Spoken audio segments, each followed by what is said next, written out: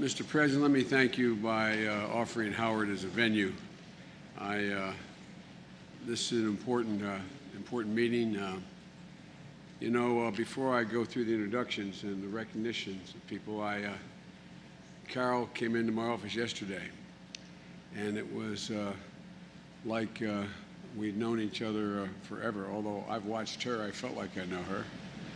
But like many of the survivors that are in this room or patient advocates, the stories of our children and our spouses and our brothers and our sisters who have not, who fought the good fight and ultimately succumbed. It's amazing the spirit of so many of them. She was telling me about Carrie, and I started talking about, and I will not do this, I promise, about Bo, my son. And I was thinking when she was speaking that he was at 3 different hospitals over a year and a half. By the way, if there are any angels in heaven, they're all nurses. You docs are okay, but they're all nurses. Male and female. You're looking at a guy 2 months in ICU, 2 cranial aneurysm and embolism. I tell you what, doctor, I used to love it, Stacy, when I'd be in ICU and be looking at all those, all the machines, and you knew that if it flatlined, you had a problem, and you just get tired. You're not in pain, you just get tired and say, I just want to. And next thing I know, the nurse in the ICU, the doctor would come in and say, Doctor, here's what we have to do for the patient. And they'd listen to the doctor and go, yes, doc, right, okay. He'd leave, and then they'd do what they thought was right. Any rate, what I was thinking about, Carol, is that I believe almost every nurse in a 2-year period who took care of Bo showed up and waited as long as 5 hours in line in Wilmington, Delaware, to be at his viewing and his funeral, which is a hell of a testament to the nurses, but also a testament to our children. Look, Carol has taken her celebrity and focused it on this fight for a long, long time. And I don't think any of us can thank her enough. Like many of you in this audience, you've given your time and your passion and your emotion and your money to deal with this god-awful problem. Dr. Frederick, again, thank you for hosting this summit, for your leadership. Not only is this a great university, but in the medical field, it's in the fight against cancer. You're part of this whole gigantic effort. And excuse, as we used to say in the Senate, a point of personal privilege. One of the executive vice presidents at the DuPont company, who I came up with kind of as a kid when I was a young guy, and he did much better than I did, though. Stacy Mobley here, who is now, I think, you're chairman of the board down here, Stacy. It's good to see you, and I haven't seen you in a long, long time. But everything that is ever important or good at home, you were always there, and obviously you haven't changed your stripes in retirement. Let me thank everyone for being here. I want to thank everyone gathered at more than 260 summit sites in all 50 states, Puerto Rico, Guam, and here in D.C., from Miami, Florida, to Anchorage, Alaska, from Milwaukee, Wisconsin, to Lexington, Kentucky, to Hastings, Nebraska, to my hometown of Wilmington, Delaware. Summits are being hosted, serious undertakings. The Department of Health and Human Services, the American Lung Association, the Phoenix Children's Hospital, so many others are hosting summits all across the nation. This is the first time I believe, I'm told it is, the first time that physicians, scientists, nurses, patient advocates, families, and cancer survivors, foundations, companies, institutions have all come together at one time in such extremely large numbers throughout the country to simultaneously begin to decide what changes do we have to make, if any, in this fight. All across the country, all under a national charge from the White House to do something big, but very possible. Make a decade's worth of progress in the next 5 years. I know when Moonshot was first announced, some said, well, Biden's being naive, ending cancer in our time. That's not what I said. I believe we can make exponential progress exponential progress. I firmly believe we can do in the next 5 years what would ordinarily take 10. And think of what that will mean. Think of how many people you know who are saying, you docs who are saying, Doc, I just want to make it one more month to see my daughter get married. Doc, if I can just make it, if I can make it another 4 months, I'll be able to pay off the house and my wife will be okay when I go. Doc, all I want to do is see my daughter graduate. These are real life things. Time matters. Days matter. Minutes matter. There's nothing antiseptic about any of this. You all know that. We know the problem. Right now, there are 14 million new cases a year in the world, 8.2 million cancer-related deaths worldwide per year. The projections are, by 2025, if we stay on the exact course we're on now, making the progress we're making now, there will be 20 million new cases a year and 11.4 million deaths from cancer alone.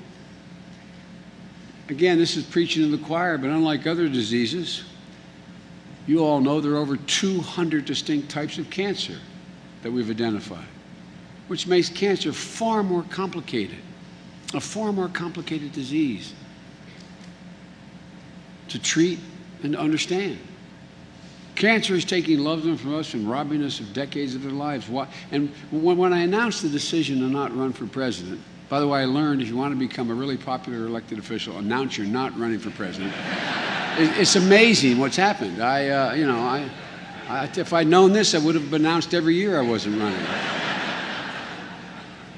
But after Bo passed, Jill and I concluded we could.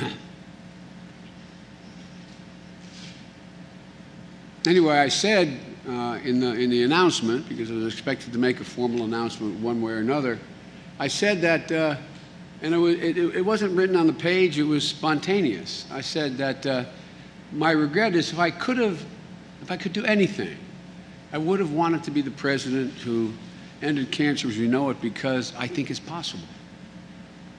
You know, my mom had an expression, used to say, a little bit of knowledge is a dangerous thing.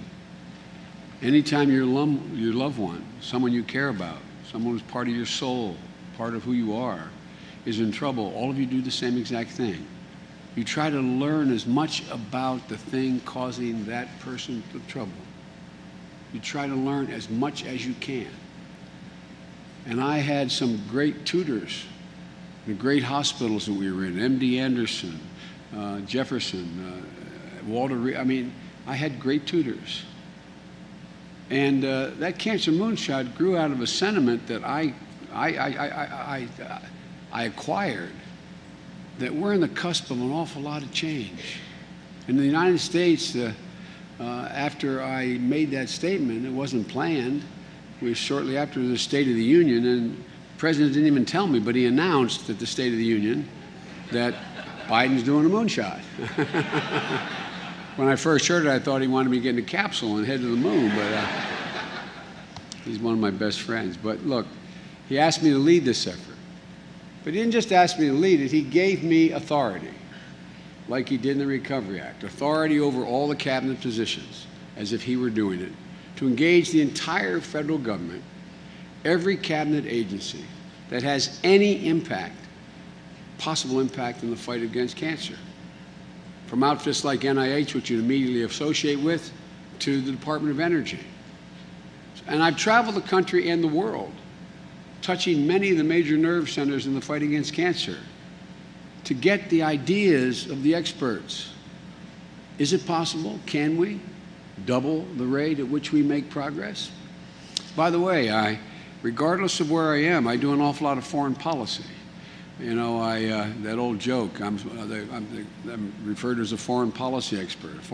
An expert's anyone from out of town with a briefcase. I did not bring my briefcase. But I must admit I know a hell of a lot more about foreign policy than I do or did, particularly at the beginning, about the fight against cancer. I was recently in the Middle East talking about ISIS in the Gulf with one of the leaders. And I thought we were going to have this long discussion. I brought my entire foreign policy team, my national security advisor. He had his whole team sit on his beautiful dock outside at one of these palaces. And he starts off and he said, "Can we talk about cancer? Can we talk about cancer?" When I was in Jordan, when I was in Israel, Japan, South Korea, we're working on MOUs with each one of those countries because they want to be part of this effort. I've been stunned at the response to the president's announcement. Just evidence, nothing about me or the president, it's about the intensity with which people feel about this subject and the overwhelming desire to have some concrete hope of additional changes. And everywhere I go, when I talk about what's possible in fighting cancer, there's a consensus that we've reached an inflection point. Let me explain what I mean by that. 5 years ago, 6 years ago, oncologists weren't routinely working with immunologists, virologists, geneticists, chemical engineers, biological engineers. But now they are. Secondly, there is a recognition that by aggregating and sharing data of millions of patients, including genomics, family history, lifestyle, treatment outcomes, we have the potential to find new patterns and causes and successfully treat cancer in ways we never did before. We can now do 1,000 billion calculations per second. It changes the world, potentially, as the what? With aggregated data, we can learn. Now we have the capability to do it. Advanced technology, the supercomputing, allow us to analyze enormous amounts of data to find answers that we couldn't do 5 years ago. It would take scores and scores and scores of experts, years poring over to find similar patterns. And there's new hope. New treatment like immunotherapies, training the immune system to track cancer cells, more accurate radiation therapies which target cancer cells but do less damage to the healthy cells, transforming many of the types of cancer into chronic and manageable diseases, when 10 years ago they were literally a death sentence. But in my view, to seize the moment, to seize this inflection point, we have to improve how we work together and get this all within our reach. One of the biggest problems we have, in my view, to solve is treatments need to be affordable. We need a strong continuum of generating and using knowledge to fight cancer, and we have to change the entire path, in my view, of how knowledge goes from small labs to pharmaceutical companies to production facilities. And the costs of life-saving drugs are astronomical. We have to come up with a better way. What is the possible justification when a life-saving drug is brought to market? At the time it's brought to market, it cost $26,000 a year. And 15 years later, it cost $120,000. Tell me, what is the justification for that? I'm sure you can identify a lot of other examples. And I know there are hundreds of millions and billions of dollars in sunken costs that reveal that actually come up with nothing. They have to be accounted for. But I want to raise some questions here, and I hope we get some answers. When I began the Moonshot effort, I was committed to bringing together all the human, financial, and knowledge resources we have to break down silos, to seize the moment, and to double our rate of progress. But I'm also committed to doing everything in my power to change the culture that too often stifles that project.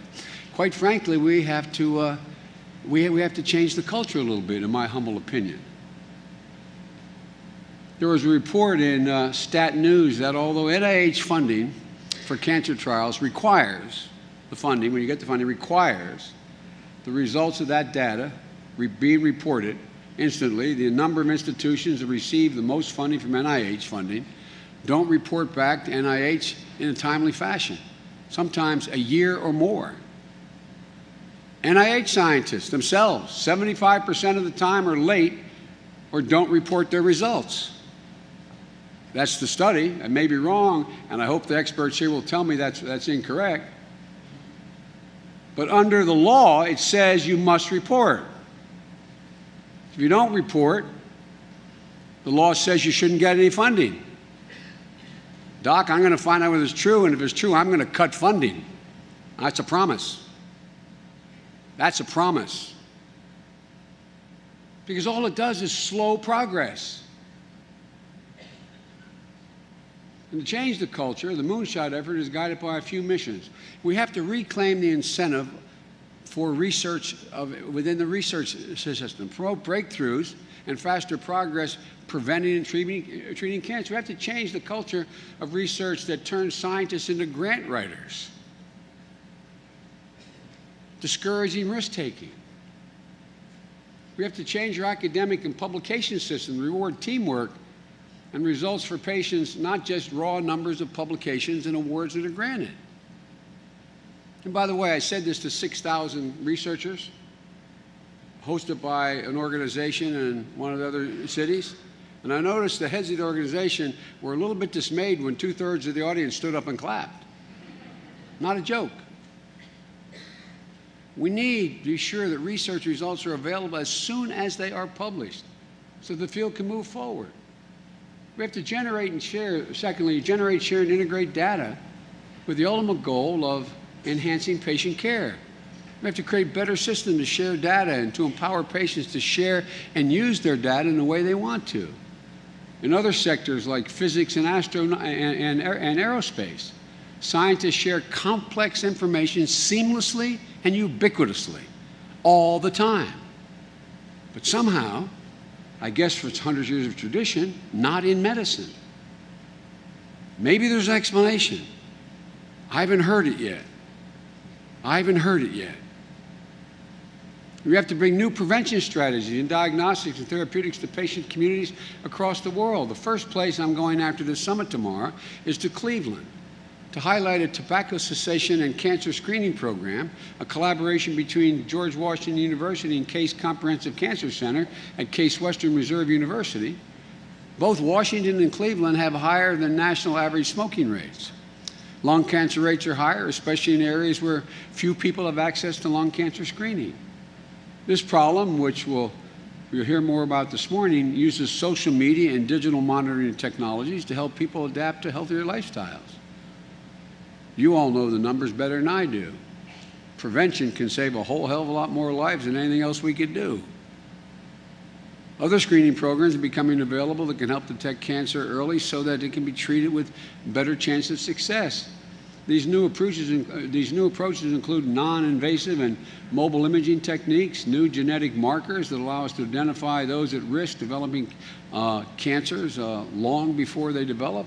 I've been to most every major cancer institution in the country, and some of the work you're doing is absolutely mind-blowing. Liquid biopsies.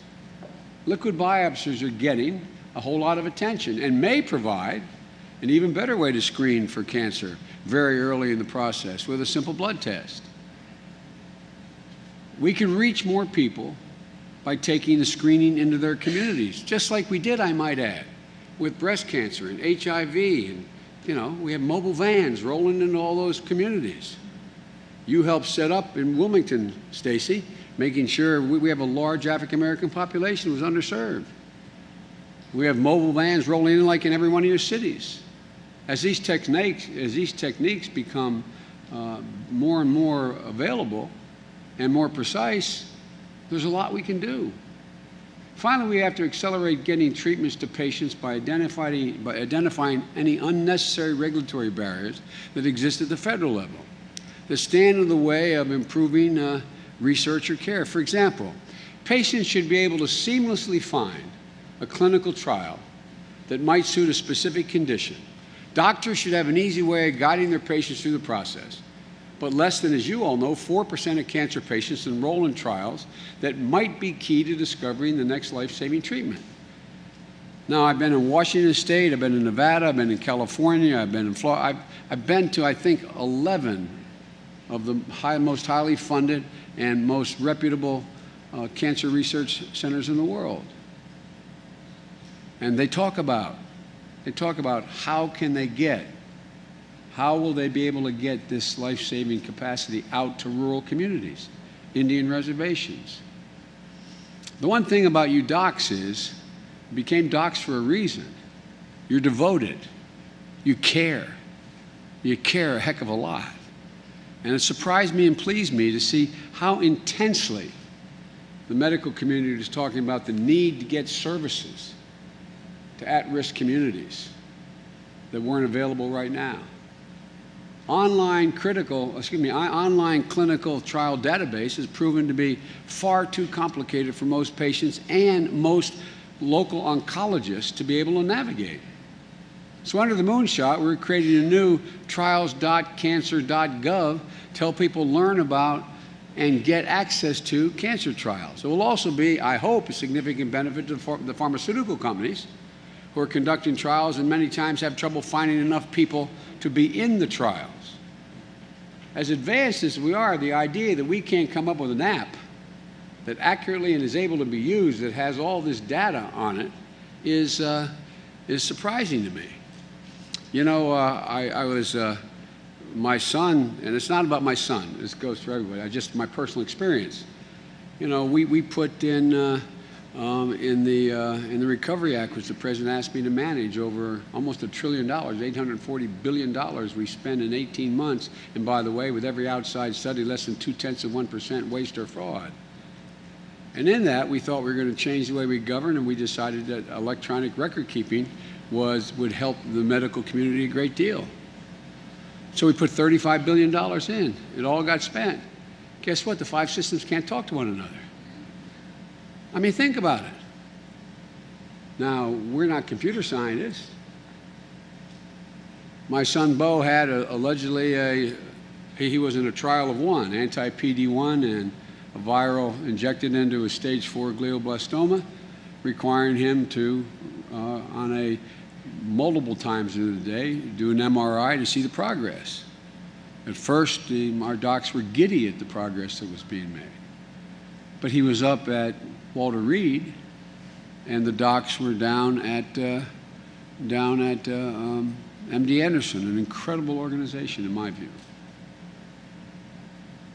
But for the fact my son-in-law is a leading surgeon in the Philadelphia area, we had to gather up the information, not record it electronically, get in a plane and fly it down. Joe, can you imagine your company functioning that way? And being able to make it? It's not anybody's fault, but we got to fix it. We got to fix it. We owe it to future generations to seize this moment, to move with deliberate purpose and double our rate of progress by just dealing with things that, if this were a high-tech firm we were running, they'd say we got to solve this problem. It's within our wheelhouse to do these things. What I'm talking about so far doesn't even contemplate the enormous genius that resides in this room. Like one of the brightest men of all the medicines, the guy sitting right there, who's the head of NIH. No, I mean it sincerely. The impediment isn't the lack of the gray matter genius and ingenuity in terms of new drugs, new treatments, etc. It's all this stuff that gets in the way. The only thing I'm good at in government is getting things out of the way. No, I am good at that. I am good at that. So, I don't want this to come across as somehow the federal government has the answer. We don't have the answers. We got to figure out how to get out of your way, and you guys have to figure out how to get in each other's way more. Previous generations have successfully faced similar problems and given us longer lives to enjoy today. Millions of people feared that their children during the polio epidemic in the 50s, but hope conquered fear sooner than anyone had ever imagined with technology and breakthroughs in the polio vaccine. Look at what you've all done in HIV/AIDS and how you've aggregated capability and the progress is made. Cancer is not going to be conquered by any one thing. But I believe it's a challenge. With your brilliance, we can win if we're devoted to winning it in a timely fashion, meaning yesterday. Today, we're announcing a series of measures being implemented by government agencies, private companies, universities, institutions, and foundations that address some of the problems and move us toward a goal of doubling that rate of progress.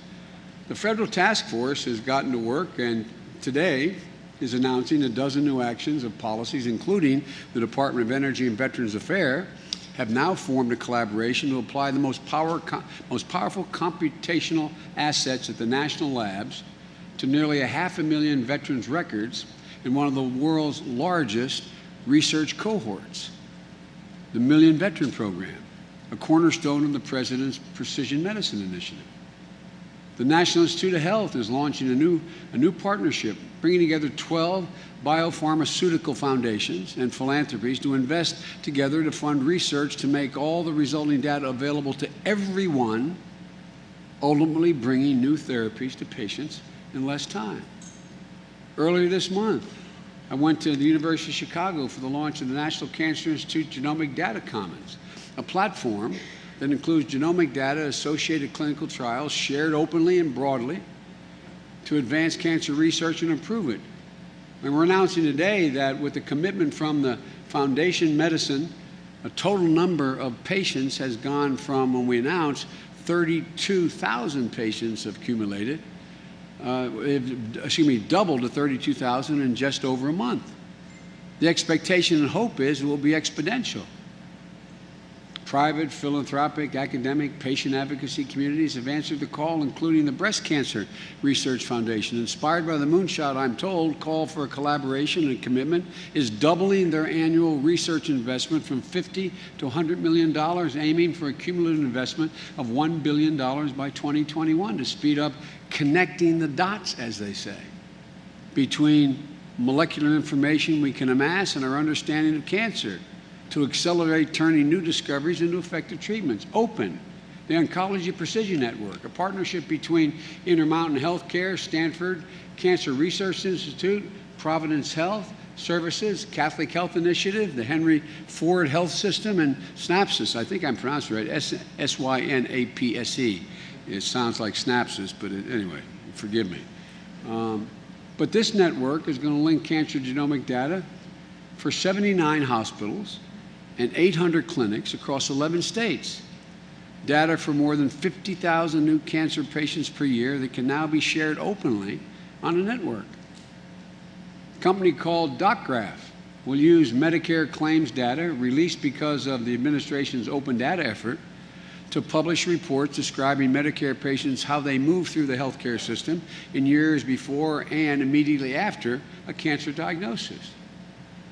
The report will show how factors such as geography, type of physicians and providers they see, their treatments, their pathways, affect the patient's experience and affect the outcomes. Through a collaboration with Destination Brands International and Mount Sinai Medical Center, the City of Miami Beach is providing dozens of free sunscreen dispensaries on their beaches, their parks, their public pools, for residents, for millions of visitors every year. I might add parenthetically, there's been no real progress in sunscreen, new sunscreen applications in, I don't know this for a fact, I think it's almost 2 decades. It's a long time. In response to Cancer Moonshot and the focus on prevention, Miami Beach is going to continue this program at least until 2021. These are just some examples. There are another 30 other announcements we're making today. In the early 1900s, a bone surgeon in New York named William Cooley, following pioneers like Koch and Pasteur and von Behring, developed a theory that most surgical infections, post-surgical infections, help patients recover better from cancer by provoking the immune system response. He began injecting patients with streptococcus and dead bacteria, which became known as Cooley's toxins. When he did, the patients survived a little bit longer. Following pioneers like Cooley, scientists today are developing immunotherapies that have a chance to make the threat of some cancers a distant memory. Imagine a day, perhaps when my grandchildren have children of their own, when the threat of cancer is a distant memory, when their children can be vaccinated for cancers as routinely as we vaccinate for measles and mumps, And other cancers can be treated and cured, made into chronic conditions. Folks, I've spent the better part of the last year trying to learn as much as I possibly can, to become as informed as I possibly can. And yet I'm not informed as many of you in the audience. I can tell you more about the PSI of an SS-18 Soviet silo missile than I can about some cancers. But I've worked hard. I've gotten a lot of help. And I think I'm in a position to say, without being totally naive, that we're on the cusp of breakthroughs that can get us there. The goal of the Moonshot is to propel us forward today. Supporters and skeptics alike ask us, what's the Moonshot? Moonshot is all of you, people listening in these all around the country, all of you jumping in, doing what you can to help prevent, change lifestyles, detect, treat cancer. It's everyone who spends nights and weekends in their labs looking for the next breakthrough. It's the patients who are being treated for their cancers, hoping they can return to their lives and their families. It's patients starting foundations and companies to develop cures for their children. It's organizations like NIH and the Department of Energy.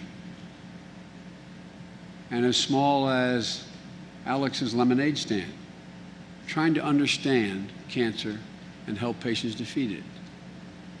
The Moonshot is carrying the hopes and dreams of millions of people who want us to succeed, make a difference in their lives and their families.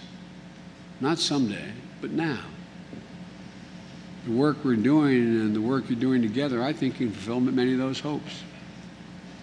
Cancer touches everyone in some way. We all have reasons for being here.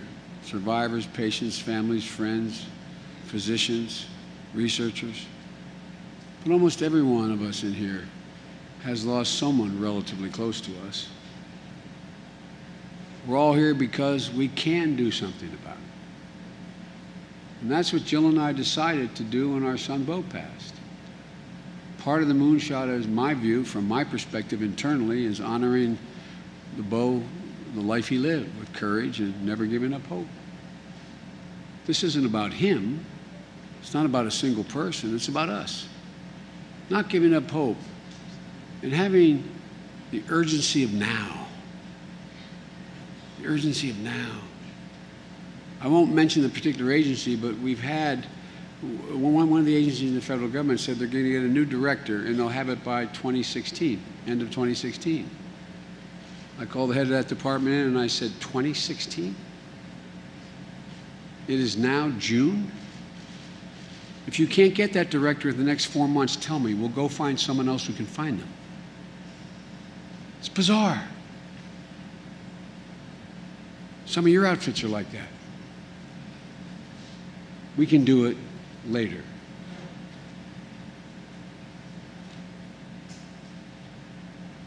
Because these are breakthroughs that are just beyond our grasp. So we need each and every one of you. I challenge all of you to think anew about the scourge of cancer. Go beyond your comfort zone. Set and achieve goals that are going to change the way we do this. Think about it tomorrow. Look, I'll conclude by saying that I know I'm sometimes accused with total justification of being too passionate about the things I care a lot about. But when we were doing the Recovery Act, and I was in charge of making sure that my money got spent wisely, and I met with the cabinet 16 times. I met on the telephone for at least an hour with every single solitary governor but one, most every mayor in the country, and most every county executive. I mean, enlarged from as few as 1 to as many as 80 at a time. And there was one program we had, I won't mention it, but we weren't able to get out X percentage of money, about it was $28 billion, that would have an incredible positive impact on energy and on the consumption of energy. So I turned to the head of one of the departments, brilliant guy, and I said, why hadn't this been approved yet? And this person said, I have a 30-person department that has to go through it. I said, okay. And I turned to the other department that was involved, and I said, why hadn't this been done? He said, I have a 28-person department. I looked at my watch, and I said, well, it is now 11 after 10.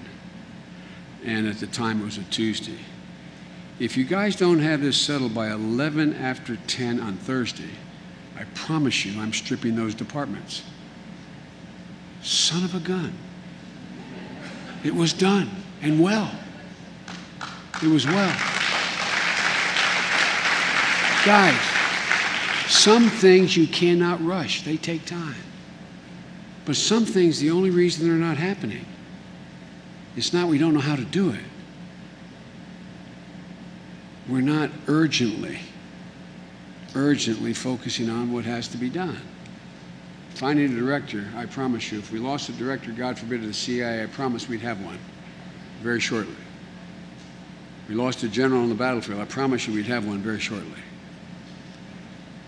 So my plea with you is, and I know most of you are working, not a joke, I know most of you are working 17, 18 hours a day. Help me today be able to go back to the president and tell me what I should be doing, what we should be doing to increase the collaboration, expand the base of knowledge, and have a greater sense of urgency on the mechanical things, on the structural changes that make a difference. You're extremely gracious to put up with me. We need you badly, and I really do believe it's within your power to fundamentally change and turn despair into hope. Not cure everything, but turn despair into hope a lot sooner than later. Thank you for the bad news here. I'm here the whole day. I'm participating in your roundtables. I wish you luck, and help educate me. I mean this sincerely. Help educate me is the best way to go about doing what we need to do. Thank you so very much.